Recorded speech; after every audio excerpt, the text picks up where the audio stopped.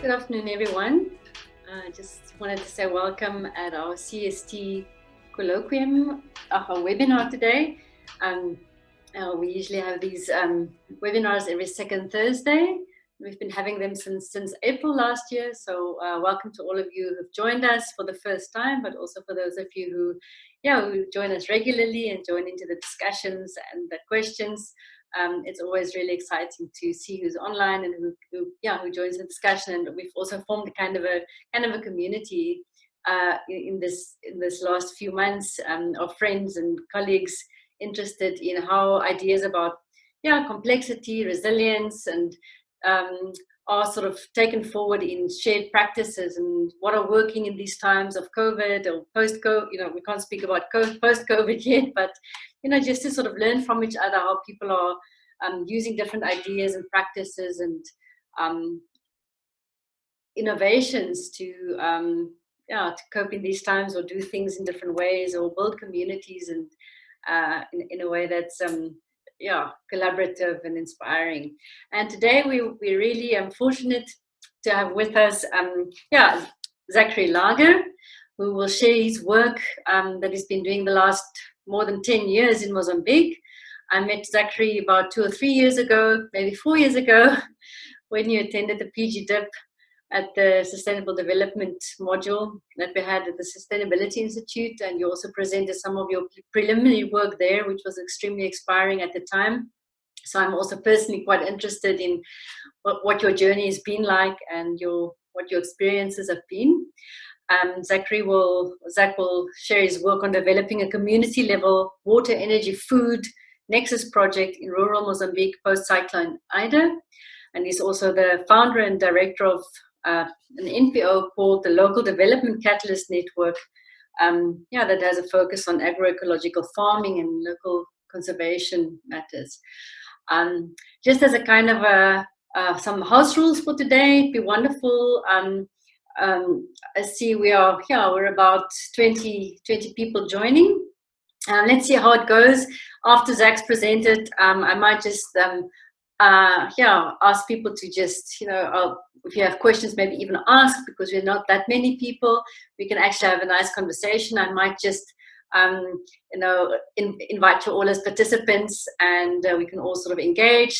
Let's see how that goes. And then we can sort of ask questions by raising hands rather than doing Q&As. But let's see how many people join us and how that goes towards the end of Zach's presentation.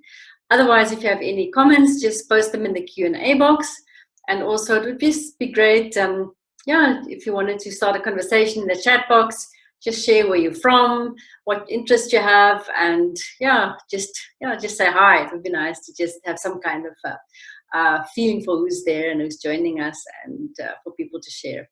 Great, Zachary, thanks so much for joining us, and we're looking forward to your presentation. And wonderful. Just looking forward to this wonderful opportunity that you could have the time also to share with us. There you go. Thanks so much. Yeah, it's a real pleasure to be here. I know I've attended 1 or 2 of these seminars over the years, and a couple of the seminars, and it's always been really interesting to hear about all the work that everyone is doing. And so I'm looking forward to presenting a little bit of what I do, and being able to get some feedback and hopefully have a nice conversation after the presentation. So I'm going to share my screen. I have some slides that will, let me just get the screen sharing going. There. Can you see my screen? Perfect. Perfect. Cool. So first, to start off, my name is Zach Lager. I've been living here in South Africa for the part-time for the last 5 years. I've been studying at the Sustainability Institute and just finishing up my MPhil from the Sustainability Institute. And the focus of my research has been on developing a project proposal for a community where I've been living and working for the last 10 years in central Mozambique in the Sofala province. So if you'd like to find out more after the presentation, feel free to reach out to my email. You can also take a look at the website, and please feel free to reach out. Before I get into the presentation, I would love to take just maybe 30 seconds or a minute to ask everyone to think about the strengths and weaknesses of kind of bottom-up development versus top-down, more traditional top-down development. So thinking about like what are the strengths of community-based organizations, grassroots nonprofits, as opposed to kind of some more of the traditional development, more technocratic development. So just spend maybe 30 seconds and jot down a few notes for yourself. And I'm hoping to kind of circle back to some of that at the end of the presentation. So yeah, I'll give everyone a few seconds just to do that. I'll keep going. I probably didn't give everyone the full minute, but I think as I go on, you can jot down more ideas as you go. Whoop, too far. So first, just to give everyone a little bit of context and kind of the big picture context. In 2009, I moved to Mozambique after graduating from university in the U.S. And I had, throughout my undergraduate degree, I had spent a lot of time abroad doing very short-term volunteer experiences. I lived in Nepal and Brazil. I finished high school in Costa Rica. I did some abroad experiences in northern Argentina as well. And all of these experiences really started to, really showed me how passionate I was about international development, community development. But all of these experiences were kind of these short-term, 3-month, 6-month, 9-month experiences, and getting a snapshot of development was really useful. But after graduating college, I wanted to get into it a little bit more, and realizing that kind of short-term experiences and longer-term experiences, what we learn is very different. So I moved to central Mozambique, to the Yamatanda district in 2009 to do a 2-year volunteer program with the Child Aid Project in the Yamatanda district. And over the course of those 2 years, although it didn't surprise me per se, it was still kind of shocking the way that the development system kind of worked. And I really felt there was a huge disconnect from kind of the larger top-down organizations that I was interacting with, for whom I was volunteering as well, and kind of rural community needs. It really felt like there were a lot more Band-Aids. Statistics were kind of pulled out of thin air to show that development was happening, but quality of life and kind of that human element that really attracted me to development work in the first place really seemed to be lacking. So over my volunteer experience, I think a lot of family and friends got sick and tired of me complaining. And at some point, someone said, well, if all you have to do is complain about the development system, why don't you try to do something about it, or show that you know different, Zach, Well, complaining only goes so far. And so with a couple of friends of mine, a Brazilian friend, an Italian friend, and myself, the three of us kind of decided to start at the young age of 23 and 24, thinking we could solve all the problems of the world. We started our own grassroots community development project in a rural area called Ndeja in the Yamatanda district. And it really started off very participatory oriented. We built a primary school with the local community. We started developing a demonstration farm based on kind of agroecological farming principles and permaculture. We started using a manual borehole drilling technique to provide access to water. So very much kind of community-driven initiatives that were about involving the community, developing local leadership, and taking a very participatory approach. And although we had some really great successes and some really great accomplishments, over the 5 or 6 years of living in this rural community, my anger and frustration for the large-scale development was also, I also started to become a little bit jaded in these kind of participatory bottom-up initiatives, sustaining motivation and participation. The results of the projects that we were hoping to achieve were never kind of reaching the expectations that we had before. And so, I started to see a lot of elite capture and kind of some jealousy that would evolve in the community through these participatory processes. power dynamics were very difficult to get over. And so, you know, I started to understand, although not fully accept, understand kind of that the challenges in the development system, you know, whether you're taking a top-down approach or a bottom-up approach, although the challenges are different, the challenges are still, they're present no matter what approach that you take. And so in 2016, that's when I decided I wanted to figure out how to kind of contextualize these experiences in kind of the broader international development field. And so I started at the Sustainability Institute with this really clear intention from the start of my studies to leverage my studies to kind of develop a project proposal, develop a long-term vision and theory of change to kind of help transition my organization from, you know, acute grassroots development organization that has great relationships with the community to kind of a more results-driven project that had a real evidence base to kind of support its initiatives. So I started my research, my official master's research in end of 2018 going into 2019. And I decided to use a community-based participatory action research process because it fit a lot with kind of those participatory values that that my project was founded on.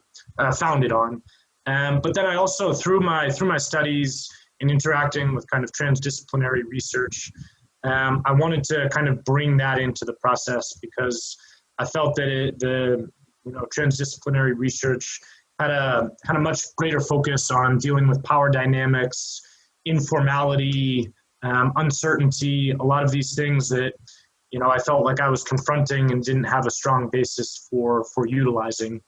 And it was also kind of this dialogical approach where I could, you know, integrate insights from the literature, but also kind of combining that with the lived practice and, you know, actual process of implementing development projects. And so the research process, I used seven main methods. So to kind of collect more quantitative data, I used a resource flow analysis where together with community members, we kind of measured the different resource flows in and out of our demonstration farm. We did a market analysis, so kind of some of the things that we were producing on the farm, we would sell in local markets, in local rural markets, as well as urban markets, to kind of track throughout the year how prices fluctuate, the availability of different staples, as well as other agricultural produce, and then looking at a cost-benefit of analysis, which was kind of a combination of those two other methods. So looking at what was invested or the inputs that went into kind of producing different outputs, and then kind of tying that to the economic values that not just the economic values, but for the cost benefit analysis, more focus on the economic values. And then to kind of corroborate or to, build in some more qualitative feedback, I integrated a focus group. So we had a self-help women's agriculture group that I worked with over the course of a year. We did some community transect walks, kind of like a rapid rural appraisal with community leaders. We hosted regular community meetings for the whole community. And then I coordinated a lot of the projects with local leaders. So, trying to build in feedback mechanisms and feedback loops kind of through these qualitative methods in combination with kind of some more of the quantitative methods. And while doing this whole process, there was a couple of bodies of literature that I found really useful. First was the Water, Energy, Food Nexus. And that really was the first body of literature that I interacted with. It had a lot of similarities to how the demonstration farm came about. We started by drilling a borehole, and then we realized that by having a borehole, there was opportunities to enhance food production, and then using a solar pump, we could bring in energy and increase our pumping capacity. And so just kind of naturally, I started to see a lot of the synergies between these different resource uses and how they could complement or sometimes have trade-offs as well. And so I came about the water, energy, food nexus security as kind of an integrated resource management approach. But what was interesting, where I kind of came across kind of some of these insights through a more bottom-up process, a lot of the literature on the WEF nexus security was much more focused on kind of institutional linkages, looking at landscape levels, river basin levels, and how to kind of influence policy in more sustainable ways. So it was found it to be much more kind of technocratic and more top-down than kind of bottom-up. And so to kind of bring that more bottom-up flavor and approach that was really important to me, I started looking at the sustainable livelihoods approach, because it had much more of a focus on the resource user, much more of a focus on the community, on a community level, looking at how different livelihood assets are used to actually promote sustainable development. It also has a little bit more of a bottom-up capacity building, looking at kind of local social networks. And so I felt that was a really good, its strengths, the strengths of the WEF and the sustainable livelihoods approach kind of complemented each other. But then the big question that was left after that is, okay, if you have these bottom-up approaches and these top-down approaches, how do you kind of integrate them through kind of a governance approach, I guess you could say. And so this is where the adaptive co-management literature came in. And I found it really useful. Adaptive co-management, and it combines this kind of adaptive management approach, which, adaptive management approach with more of a collaborative approach. And so it kind of takes these scale-specific comparative advantages and these comparative advantages of larger institutional change, but also looking at kind of these bottom-up processes and how do you kind of link the top-down and bottom-up approaches. So as I was reviewing all of this, getting the research started, then then the monkey wrench got thrown in right when I was about to start my thesis or start my research and start working with all of these methods.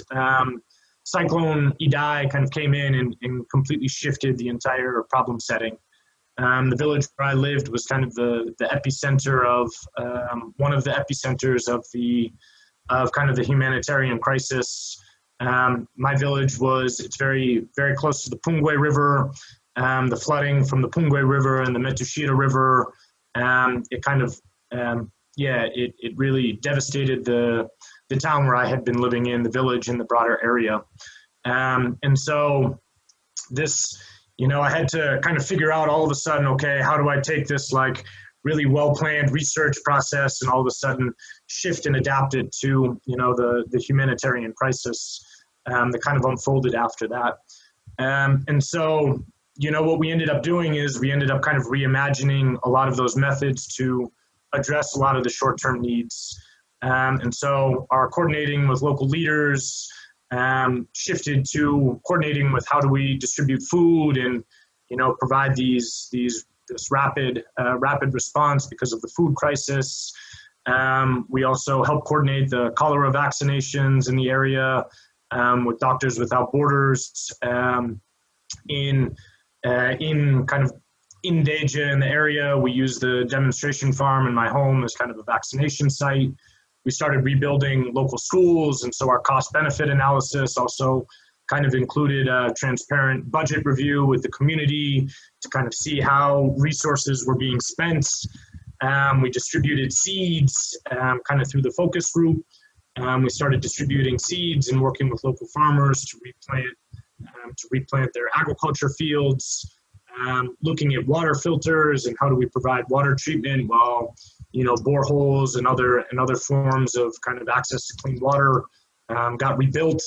And then we started supporting a school feeding scheme. So with the agricultural self-help group with the women, we started working on the demonstration farm and on women's farms, and kind of the surplus food we used to support a school feeding scheme so that kids in those 6 months after the cyclone at least had a basic meal a couple of times a week. And so as we were doing that, we had these short-term impacts, but we also wanted to look at kind of what were kind of what were some of the things that we learned from this, process to kind of then develop a longer term project proposal. The final output of my thesis was not a traditional thesis. It was to develop a 5-year project proposal, kind of regional development plan for that area in Mozambique.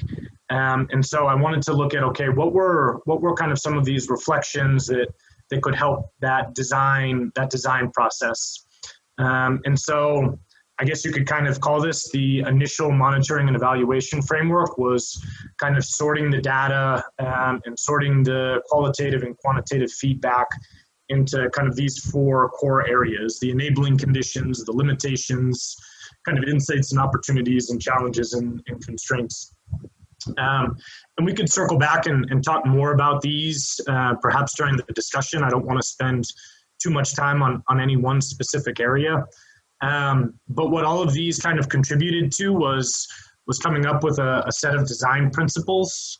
And so kind of consolidating all of that learning into kind of a set of design principles that were kind of locally relevant to the region, but also kind of the problem setting.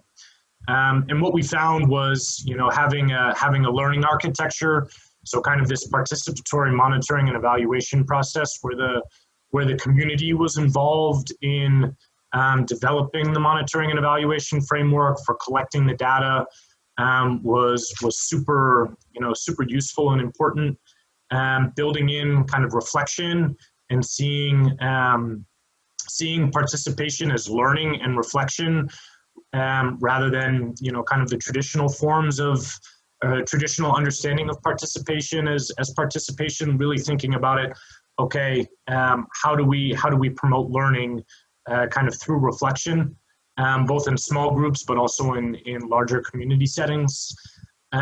Fostering local leadership. So we really had a lot of challenges. The variance in working with local leaders was pretty drastic. Some local leaders were, really on top of it, really helpful, really transparent, really accountable. And then there were other leaders that were, to put it kindly, were much less interested in kind of the transparency, accountability, and they were looking much more as participation as a means to gain an economic advantage, which isn't wrong, but it was also just kind of understanding those expectations and working with local leaders to kind of develop a set of core values that and understandings between the local leaders and kind of myself and the project. Developing livelihoods was essential for maintaining motivation, and so using kind of incentives in a way that would enhance local livelihoods and transition over time towards more kind of intrinsic motivation, and then increasing breadth and depth. So not starting like being aware of what our capacity is and not trying to implement projects that were outside of our immediate capacity, and then building off of those projects in kind of incremental ways was really important. Especially as kind of a small organization with limited resources, kind of taking that more incremental approach and really being aware of what we're capable of achieving and using that kind of more incremental approach was really useful for us. And then from those design principles, we then kind of turning that into a logical framework proposal, which was a challenge. The log frames can be a little bit rigid, and when you want to take more of a transdisciplinary and flexible approach, sometimes the log frame can almost turn into a lock frame where you feel like you're getting really locked into a specific trajectory and a specific long-term approach.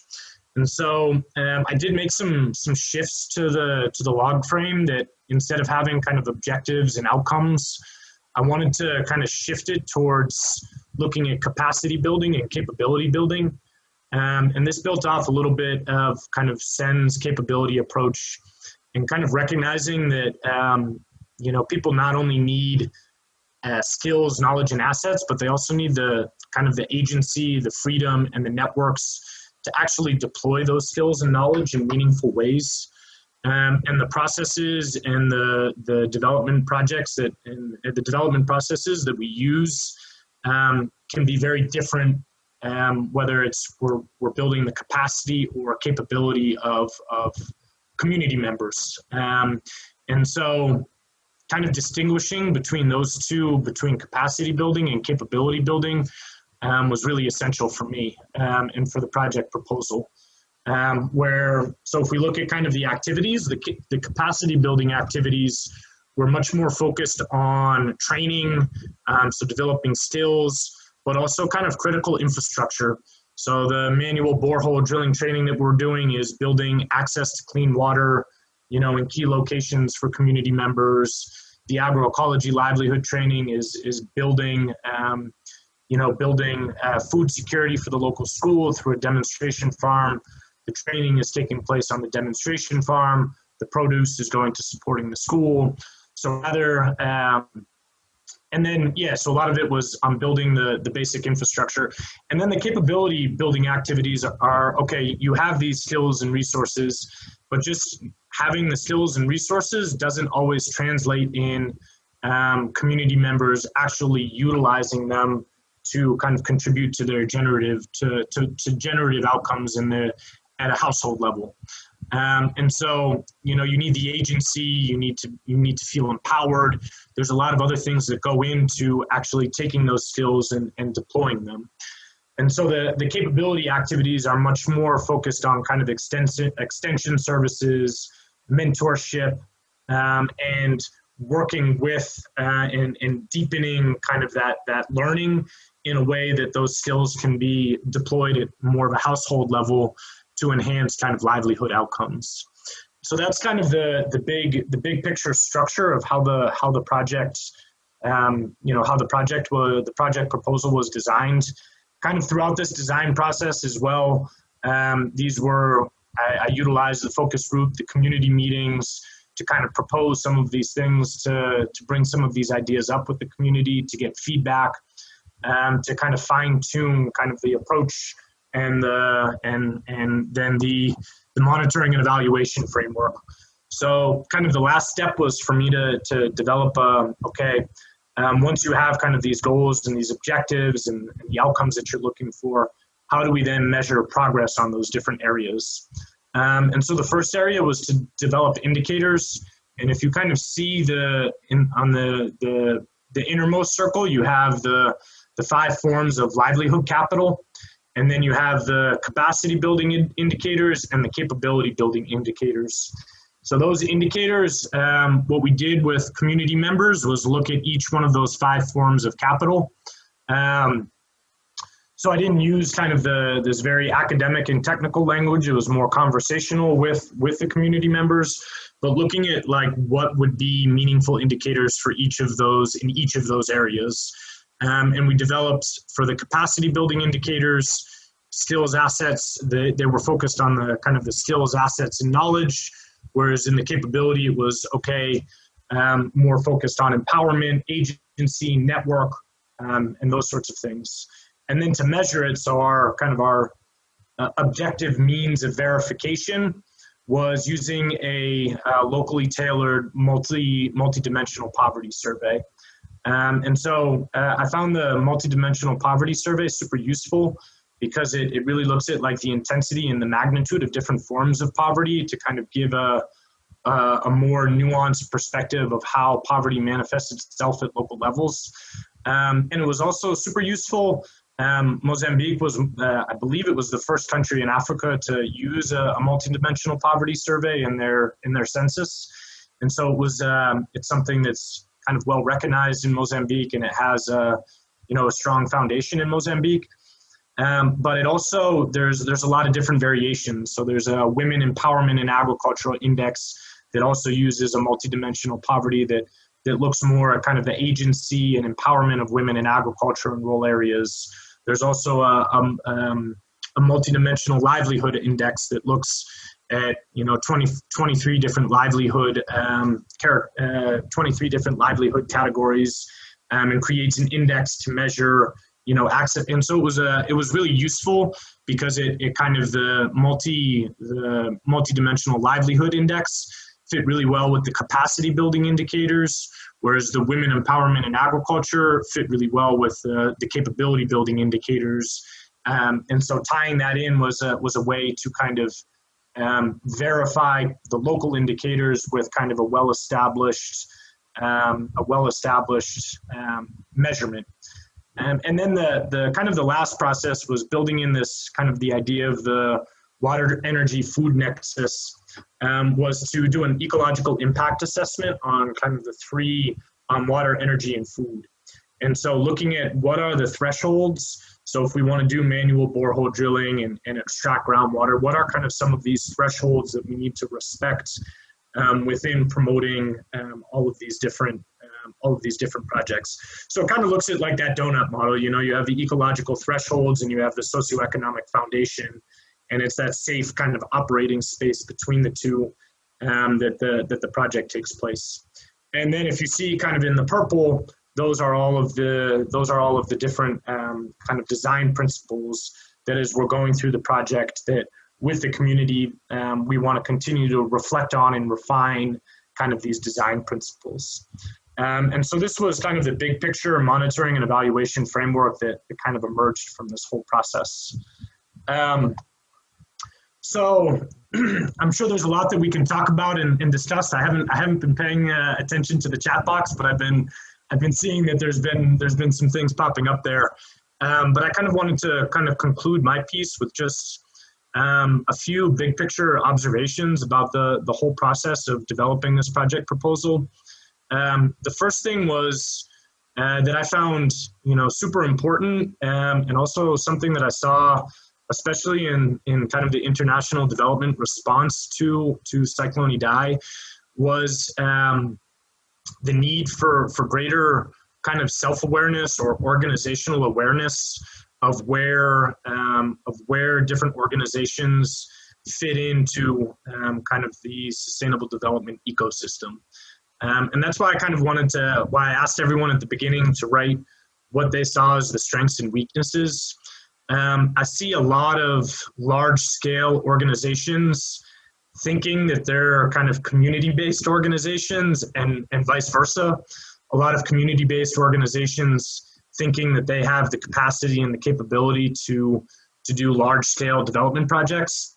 And so not that we need to kind of put each one in a rigid box, but kind of organizations realizing their strengths and kind of their, if you will, their competitive advantages makes a huge difference. And you can see it in kind of the collaborations, the successful collaborations, the successful humanitarian relief efforts that are extended beyond that immediate support, the ones that have staying power. There are organizations that are very self-aware and very organizationally aware of what their skills are, and not what they hope their skills are, but what their actual skills are. So a lot of us want to be something, but we're not actually there yet. I want to be a big development organization, sure, but LDCN is not at the stage of being able to have all of that capacity yet. We're really grassroots, really well-connected, community-based organization that is really good at mentoring local leaders, really good at working with local women, really good at connecting with local schools, but we don't necessarily have that large-scale financial capacity. We don't have we don't have access to the funders. We don't have, we can't do large-scale infrastructure projects. Rebuilding 3 schools really stretched us thin with being able to do a lot of our other development work. And in many ways, it kind of took our eye off a little bit of what our focus needed to be. And so the first kind of big picture thing for me was developing a lot more self-awareness and organizational awareness. And then that makes much more resilient partnerships. I also found that, baseline resources are a starting point. Like for me, access to water, being able to have a meal at the end of the day, those shouldn't be end goals.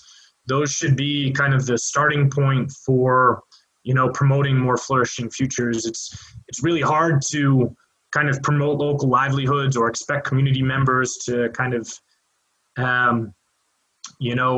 really contribute to broader large-scale development if we're not taking care of these essential and immediate needs. And then along those lines, natural disasters, and I don't want this to sound callous, but for me, natural disasters are extremely important kind of inflection points or windows of opportunity for transformational change. Like transformational change, it either takes a really long time and it's super incremental and it takes place, or all of a sudden this kind of window of opportunity opens up where there's a flurry of opportunity. And I felt like Cyclone Idai could have been that, and it wasn't. Because organizations were much more focused on kind of the short-term impacts rather than understanding how the short-term, those short-term projects could contribute to longer-term transformational change. And that was really disappointing for me to see, because I saw community members I had never seen the level of motivation and commitment to working with projects than I had in the 6 months after the cyclone. And then after that 6 months, organizations started to leave, and all of a sudden, all of that goodwill and motivation that was built up slowly died away. I've been able to maintain that at a super small scale in the community that I lived in, or that I continue to work with, but kind of regionally and at larger scale, a lot of that motivation died away.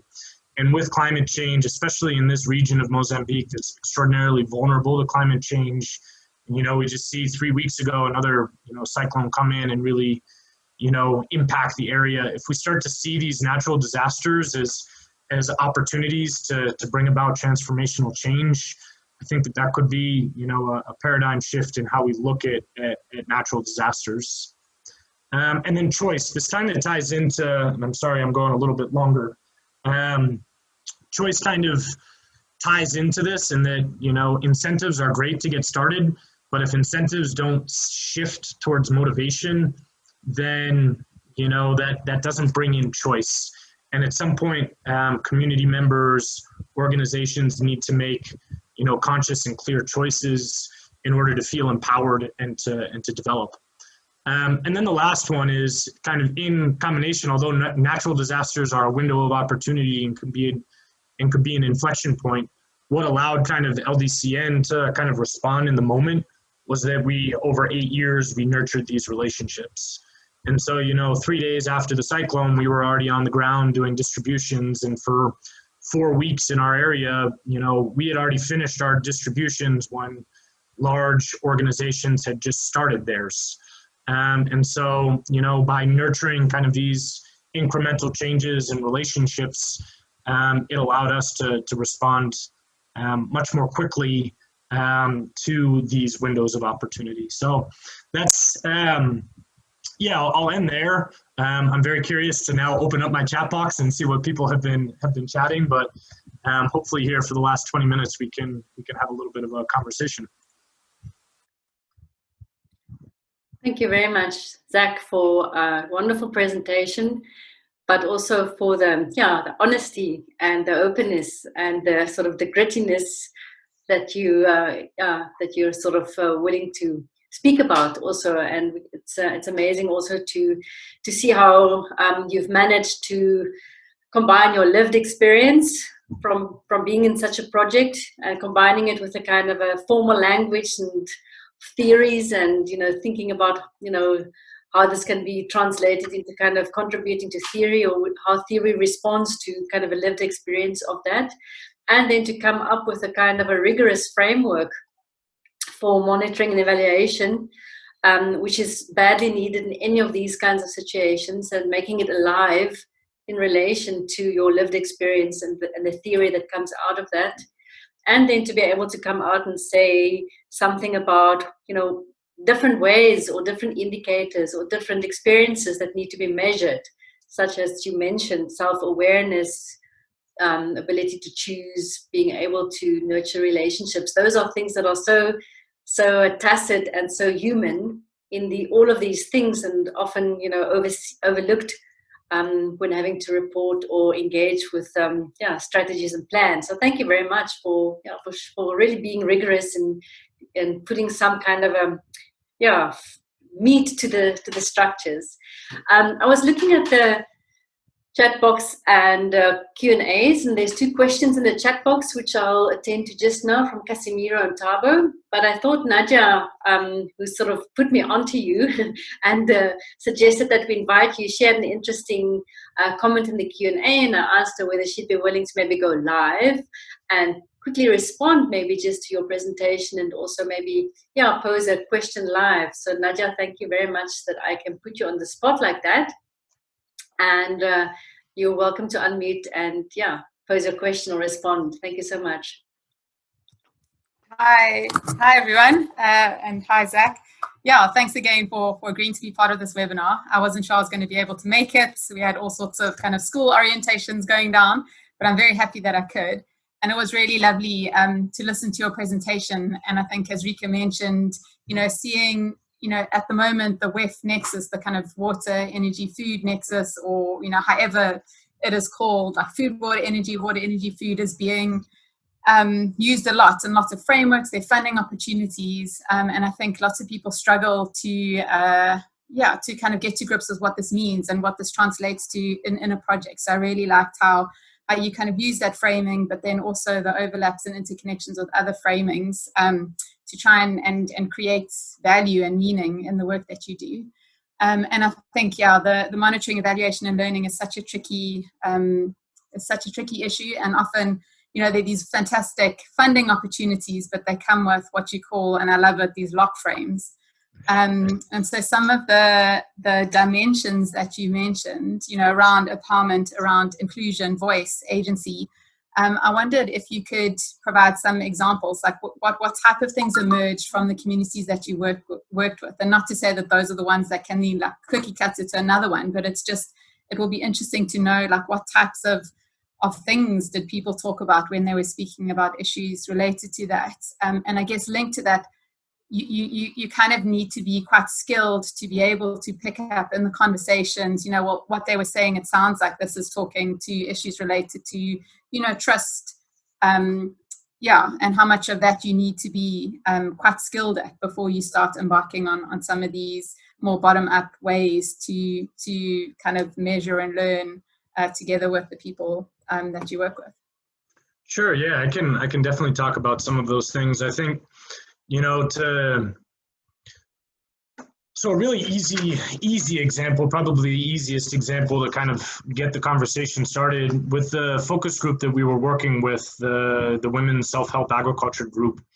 Part of it was, after the cyclone, we provided some really basic inputs, for these women who are participating, 1,000-liter water tank, a pedal-powered water pump so that you could take water from the seasonal rivers to irrigate vegetable crops. So it was kind of this small scale inputs.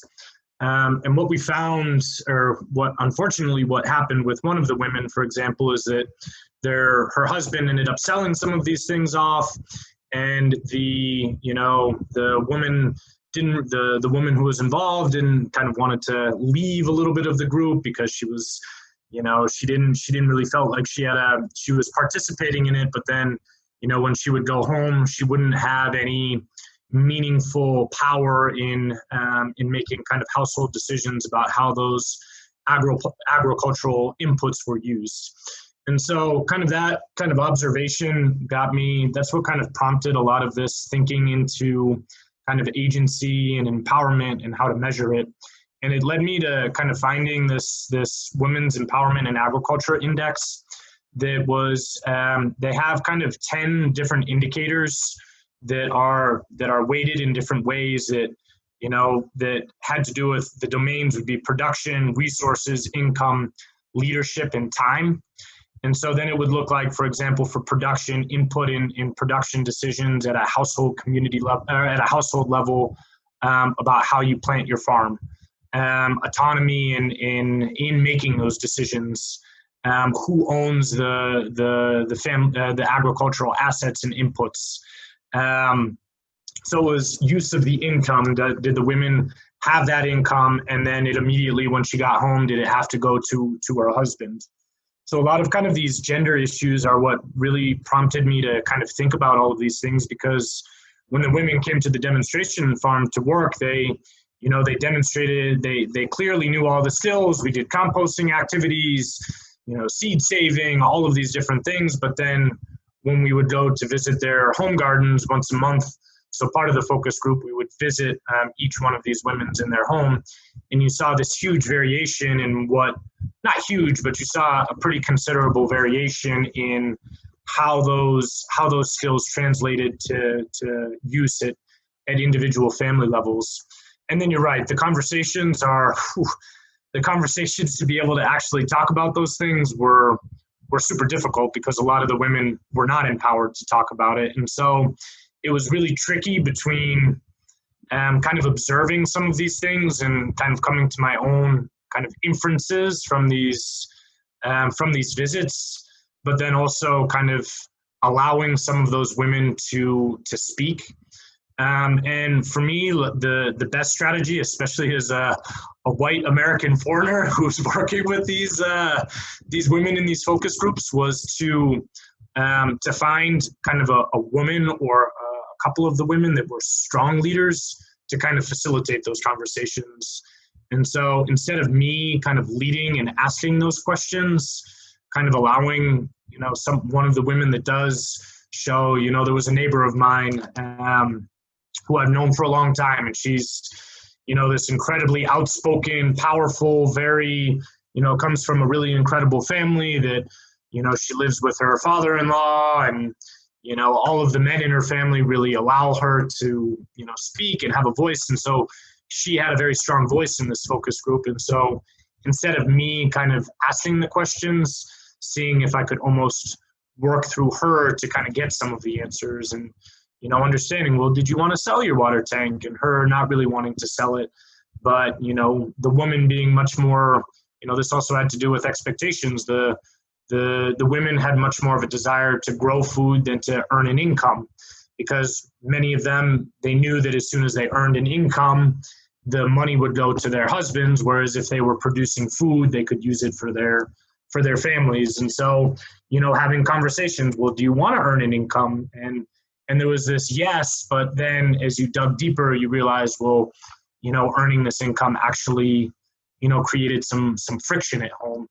And so the women's empowerment in agriculture index really kind of helped me to think about what some of those indicators could be, and then seeing how they kind of manifest in reality. That was what was the most useful for me to kind of start to answer that question.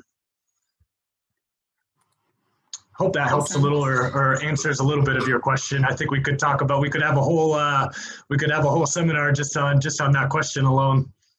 Let's arrange it. It's something I can also talk about and hear about for a very long time.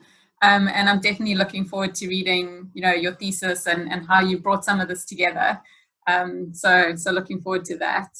I guess the other question that I had links to another question that was put in the chat around, and you've raised some of the tensions of being the kind of an outside researcher or practitioner working in these spaces, and whether or not there was a sense of research fatigue, and definitely something that I found in a lot of the work that I've done is also reflections on kind of researcher privilege. So, what is it, and how do we bring ourselves into this research? How do we relate to other people? What are some of the tensions and expectations there? So I wondered if you had any reflections about that. But then also to just open it up to the group, I looked at the participant list and I see lots of colleagues that are familiar with Zach's part of the world. And I wondered whether any of them also want to provide any questions or inputs. Sure. So I'll respond quickly to the kind of the fatigue and the positionality of it. I didn't really get much fatigue from me directly, because I've been there for 10 years and it wasn't necessarily posed as or framed as a research project. It was more that we were going to kind of collect and kind of continue a process that had been going on for a long time. That being said, there was outright anger at some of the research after Cyclone Idai, and not just fatigue, that a lot of organizations, and understandably so, needed to collect data to kind of inform their humanitarian support. And so you get a lot of these like convoys of 4x4s going into rural areas and, gathering the whole community and collecting information about, who had lost what or this and that.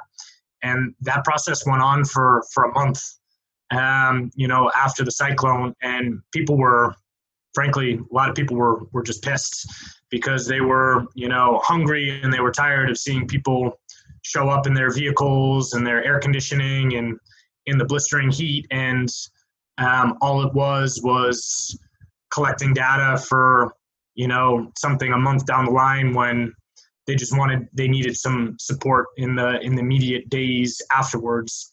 And so, there's a level of patience as well, and this has to kind of do with the power dynamics that people knew that they have to be patient to get this. And so, it would go from being patient, all of a sudden kind of like an eruption of frustration and anger, and then the patience would come back.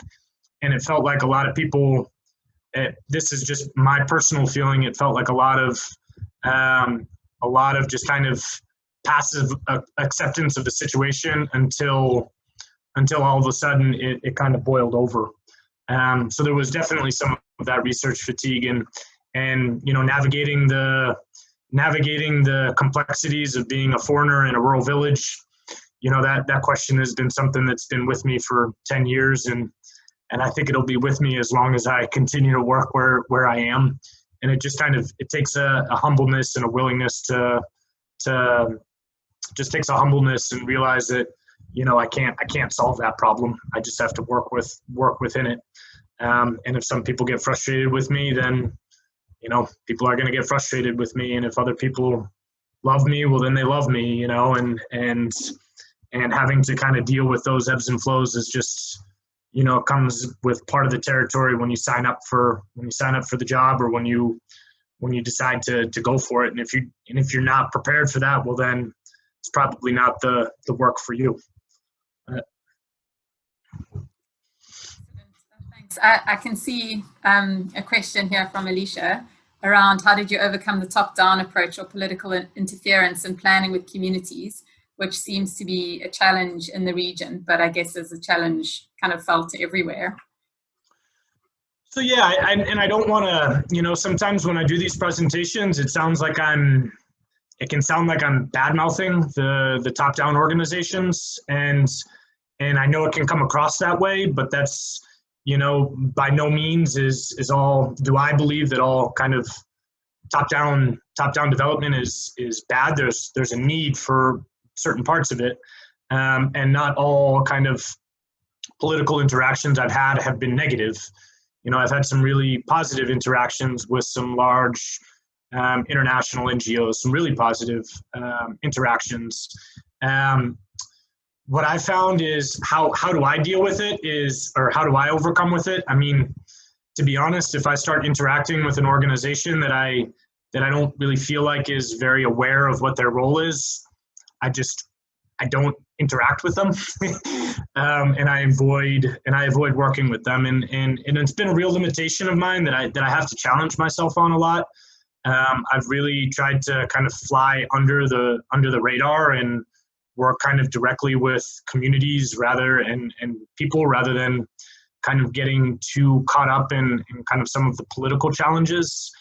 But at the same time, that's been a huge limitation in my ability to kind of grow the project. And so I'm not quite sure how to overcome it. It's something that I'm still working on. A useful strategy that I found is finding someone who has some top-down power that can advocate for me. And so, I've worked a little bit with the national park, and although it's been tough to really develop a robust partnership with Gorongosa National Park, I now know over 10 years of being there, I know the sustainable development director, and I've been kind of building a personal relationship with him, and trying to find these people that are positioned in key areas, and rather than kind of working against kind of the system, finding people within the system that I can work with that then can kind of be an advocate or lobby for me, and finding that person that's aware of their position and aware of their power, and me being aware of my position, and trying to form an alliance in that way, rather than rather than taking on the system itself. And so kind of working from the inside out rather than from the outside in has been something that's been useful for me.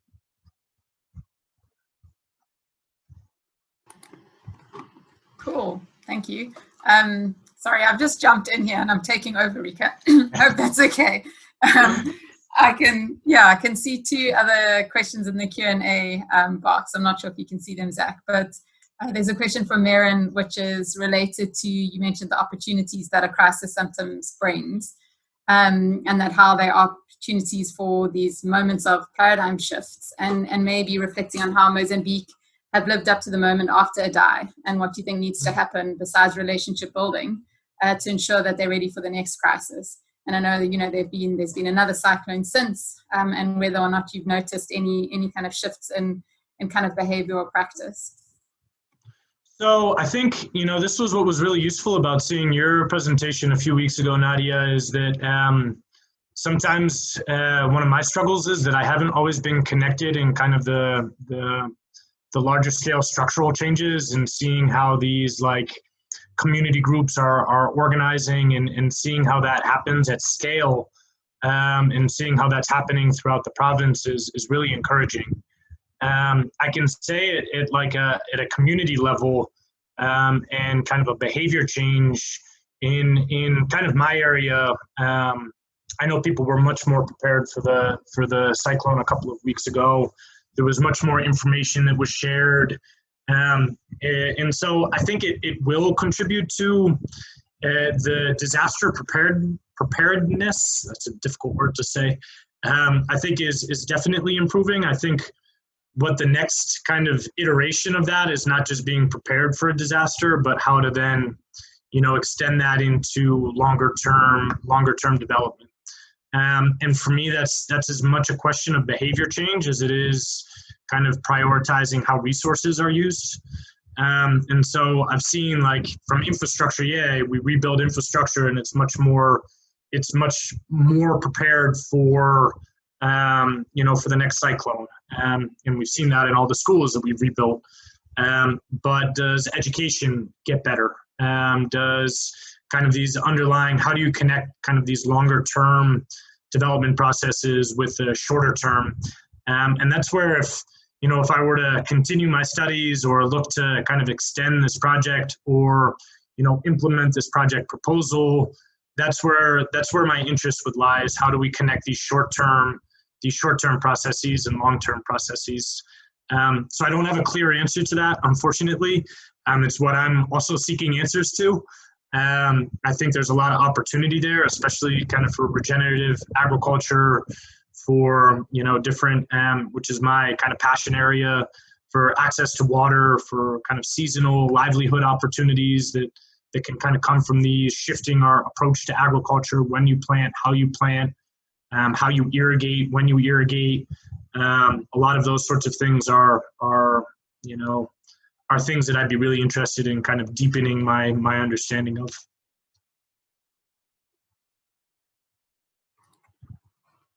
Awesome.